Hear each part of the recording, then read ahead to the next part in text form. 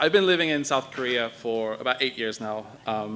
But after a few years of living in Korea, I found myself feeling lots of frustrations.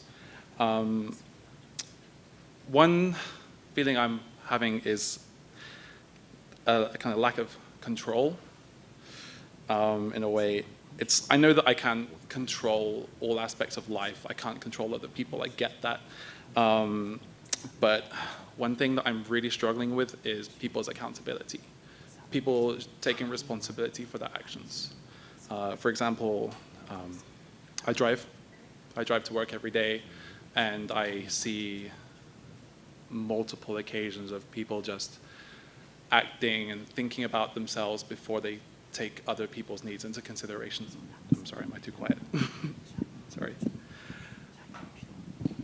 I feel like, and there have been times where I've actually stopped my car, gotten out of the car, and had a conversation with someone to try and make them understand the consequences of their actions. Many times these have been dangerous and put myself and other people in danger, and that's, in my opinion, not acceptable.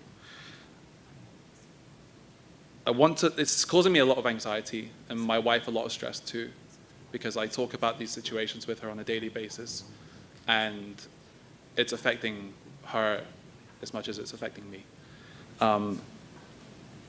Overall, I want to live a peaceful life, and I want to live like an easy life.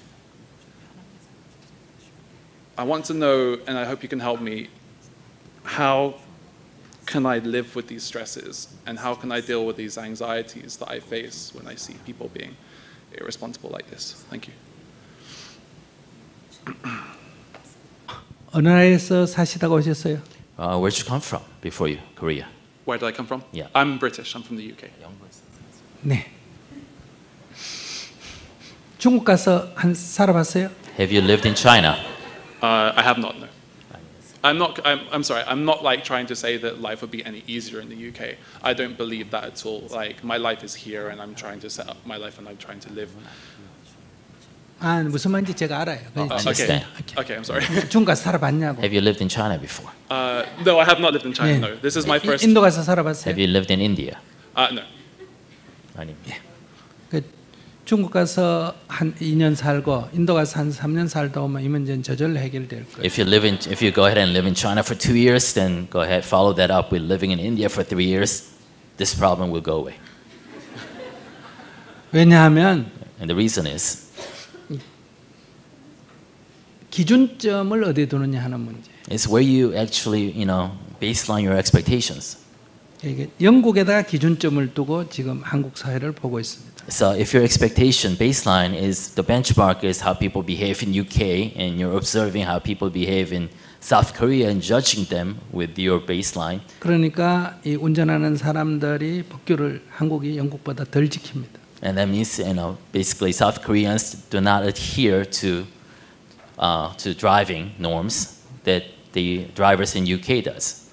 근데 내가 인도나 중국 가서 살아보라는 이유는 And the reason I'm telling you to go ahead and live in China and India, 그러면 기준점이 인도나 중국을 기준점을 하게 됩니다. then you actually adjust your expectations and baseline to those that you have seen in India and China. 그러면 한국은 아주 잘 지키는 데 속합니다. Then in that sense, then Koreans are model drivers. 오늘 제가 말씀하는 것은 기준을 어디에 둘 거냐 하는. So what I'm saying is, where do you want to baseline your expectations? Let me take a step back. I've been a homeroom teacher in a private school around here for 3 years, and I have been teaching my students the ideas of responsibility, to think about other people before they think about, not before they think about themselves, but understand the needs of other people, because that's what it takes to be, in my opinion, a global citizen, to be a citizen of the world. I try not to compare people in the UK, and actually I've been watching YouTube videos of terrible drivers in the UK because I know it's everywhere. So I don't believe that Korea and the UK should, I'm not trying to say that they're only bad in Korea, but I believe it's in everybody, no matter where you're from, to be responsible and think about the needs of other people instead of thinking about just yourself. So that's my point, that's my focus, and that's where I'm coming from. I understand that I can't control people, and I can't tell them what to do, apart from my 24 children that I help to guide. But I can't tell them what's right or wrong. I can only show them the door. Maybe that's my answer, but that's where I'm coming from. 다른 사람을 배려하라고 우리가 가르칠 때 사람들이 다른 사람을 배려하는 게 누구나 다 할 수 있는 자연스러운데 배려하라는 거예요.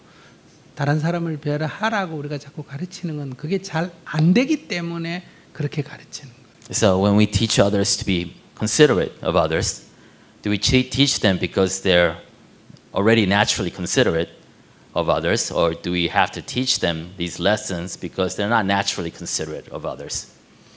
다시 자기가 영어를 가르치는 거는 아이들이 영어를 잘하기 때문에 영어를 가르치는 거예요. 영어를 못하기 때문에 가르치는 거예요. So I'll put it in another way. The reason you teach English to Korean kids, are you teaching them because they already speak English well, or because they're not so good at English? Yeah, so my job is, for sure, to help them to learn and to obviously improve their English skills. And I understand your point, and I think that I think I'm trying to learn myself just to try and understand how to deal with the stresses and the anxiety that I'm facing myself because of my expectations. I know I have high expectations for my students, and they follow that. But I need to, my wife and I need to basically learn to deal with my 지금 그 얘기를 하고 있는 중이에요. 네. So that's why we're discussing. Yeah. 그 얘기를 지금 하려고 하는 거예요. And that's what I want to discuss further with you. 그러니까 스트레스를 받는데 이걸 어떻게 없앨 거냐 이렇게 접근하면 계속 스트레스를 받습니다. So if your approach to getting rid of your stress is that you already feel the stress and you want to get rid of it, that's not the right approach.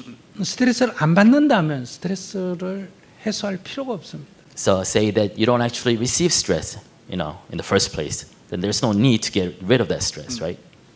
그러니까 아이들이 영어를 할 줄 모르기 때문에 내가 영어를 가르친다. 이게 진실이에요. So the fact is that these kids do not speak English well, and that's why you need to teach them, right? That's the fact, right? 내가 가르쳐줘도 얘는 잘 못한다. 이게 사실입니다. And another fact is that I can try my best to teach them, but they might not never get good at English. 그러니까 애들이 영어를 못하는 걸 보고 스트레스 받을 일이 없어. 얘는 못하기 때문에 지금 배우고 있는 거예요. So there's no need for you to receive stress in the first place just because your kid is not good at English because they were never good at English to begin with. 그리고 얘가 못해야 내가 일거리가 계속 생기는 거예요. And the fact that they're not good at English actually gives you a job sustainability. 그렇기 때문에 애가 영어를 못하는 거하고 내 스트레스하고 아무 관계가 없어요. So the fact that kid does not speak English well and the fact that you feel stress over it, actually they're not related. 그냥 못하면 또 가르치고 못하면 또 가르치고 못하면 또 가르치고 이렇게 하면 돼요. You just have to repeat the lesson or try again and again if the kid is not learning his lessons. 그게 내 일이에요. And that's your job. 그럼 스트레스 받을 일이 없잖아요. Then there's no reason for you to stress 자기 over that. 뭘 잘못 생각하느냐. And- 못해서 자기한테 배우러 온 사람에게 영어를 한 번만 가르쳐주면 영어를 잘할 거라고 자기가 지금 잘못 생각하고 있는 거예요. Because what's causing you stress is that you expect the kid who doesn't speak English well in the first place, coming to you to learn English, that kid should be good at English because you taught him once. 자기의 잘못된 생각 때문에 스트레스를 받는 거예요. So your own expectations are causing you stress. 그렇기 때문에 영어를 못한다는 거를 못하고 있고 얘는 영어를 못하니까 나한테 배우러 왔다.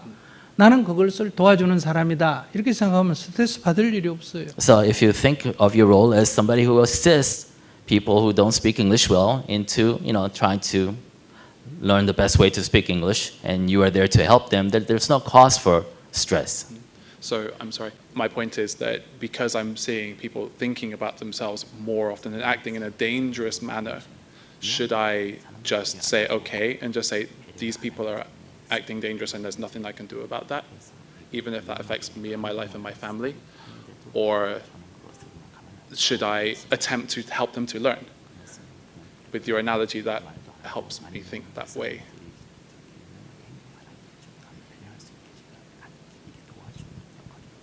네. 자기가 영어 선생일 때는 영어를 못하는 아이들을 내버려 두는 게 아니라 잘할 수 있도록 계속 가르쳐야 되잖아요. Right? So if you teach English, you are not just letting kids be ignorant in their English language. You're trying to help them, right? Constantly. 그러니까 영어를 가르치 말하는 게 못하니까 가르치 말하는 게 아니라 가르치되 스트레스를 받을 일이 없다는 거예요. So I'm not saying that don't teach them because they're not taking, to their lessons well. I'm saying that teach them, and if they can't, teach them again, but don't get stressed over it. 그러면 교통법규를 지키지 않은 사람을 봤을 때 So when we apply this to your original example of traffic, right? 자기는 교통 순경이 아니에요. So you are not a traffic cop, first of all. I wish I was. 그렇기 때문에 그 잘하든 못하든 상관 안 해도 돼요. So you have the fully right not to interfere, right? And not to ignore people behaving in dangerous ways. 나만 조심하면 돼요. And you just can control your own behavior when driving. 그러나 내가 위험한 것을 지적해 주고 싶다면 But if you want to, help people learn that they're driving dangerously, 지적해도 줘도 좋습니다. then you are fully in the right to do so, right? That's your 근데 choice. 그 사람 입장에서 생각해 보세요. But if you look at it from that person's perspective, 자기가 교통 순경이 아니잖아요. because you're not a traffic cop, 근데 지적을 하니까 기분이 나쁜 거예요. and that person probably doesn't feel good about being told that he is driving badly by a person who's not 그러니까 그 in the 사람- authority. 그 사람 그러면 지적하면 그 사람 화를 낼 거예요. 잘못했다 이래 안 하고 화를 낼 거예요. Then that person probably will get angry rather than accept his responsibility, right? When you tell him that he was driving wrong. 또 그것은 처음부터 내가 지적할 때 저 사람이 화낼 거라는 걸 미리 알고 있다는 거예요. And that means that you probably know that that person is probably going to get upset if you talk to him. 그러니까 당신은 웃으면서 하이 근데 너 그 운전 그렇게 하면 너도 위험하고 나도 위험해 조심해 이렇게 얘기하는데 그 사람 화를 벌컥 내면 그냥 또 웃으면서 야 화내지 말고 운전 조심해야지 이렇게 얘기하면 돼요. So if that person gets angry, just although you are very courteous in kind of pointing out what he did dangerously, don't get angry in return, and don't get stressed over in return. Just repeat your lesson. 자기가 화를 낸다는 것은 그 사람이 내 말을 안 들었다 해서 자기가 그렇습니다. And the reason you get stressed or you get upset in return is that that person is not actually taking your advice to heed. 그 사람은 자기 말 들으려고 지금 이 길에 나온 거 아니에요. But that person, it's not that person's, job to listen to you on how he should drive. 그러니까 지금 자기가 교통순경도 아니면서 교통순경인 것처럼 착각하고 있는 거예요. And so I think you're thinking of yourself as a traffic cop in a way. Yeah. 그러니까 자기 지적은 해도 괜찮아요. So it's okay if you tell people that they're 그래야, driving 그래야 wrongly. 이게 바뀌는 거예요. And that's how you actually affect change actually in society. 그러나 거기엔 저항이 따르는 거예요. But there's always going to be pushback when you try to affect 그 change. 저항을 자기가 당연하게 받아들여야 돼요. And that pushback is an obvious consequence of your action. 그런데 이렇게 저항이 따르지만은 꾸준히 하면 변화가 일어납니다. But if you keep on pushing through those resistance, then you will see change. 그러니까 꾸준히 지적을 하세요. So I think you should continue doing what you do. 대신에 스트레스는 받을 일이 없어요. 그거. But realize that there is no cause for you to feel stress. 문 열고 얘기할 때 바로 제가 화내겠다 하는 걸 미리 알고 있어야 돼요. Because you already know that the person is going to get upset, whatever you tell them. 화내면 재밌잖아요. 화낼 거다 했는데 부인한테 내 저 지적할 거야. 그럼 쟤 틀림없이 화낼 거야. 화 얼마만큼 낼까? 이렇게 둘이 얘기해가면서 문 열고 하면 야 생각보다 적게 내네. 생각보다 많이 내네. 이렇게 대화하면 뭐 내가 스트레스 받을 일이 뭐가 So I 있어요. want you, make a game of wagers with your wife. Try to guess at the level of his anger. And if it's lower than you expected, maybe you win some money, or maybe it's higher, then you lose some money. 그러니까 스트레스를 받고 그걸 컨트롤하는 거는 수행이 아닙니다. So it's not the way of spiritual practice to try to mitigate stress once it already happened, 그건 참는 거예요. and you're trying to suppress it. That's suppression, not 그러면 really spiritual 그거는 practice. 두 번, 세 번 참으면 터지게 되는 거예요. And once you may be successful in kind of suppressing that emotion once or twice, but eventually it'll explode. 수행이라는 것은 실제 사실을 바라보고 있으면 화날 일이 없는 거예요. Spiritual practice is recognizing what the actual fact or the truth of the situation is, and realizing there's no cause for you to be upset or stressed over in the first place. 늘 관점을 그렇게 가지셔야 돼요. You know, that's the perspective that you should always hold. That sounds great. 감사합니다.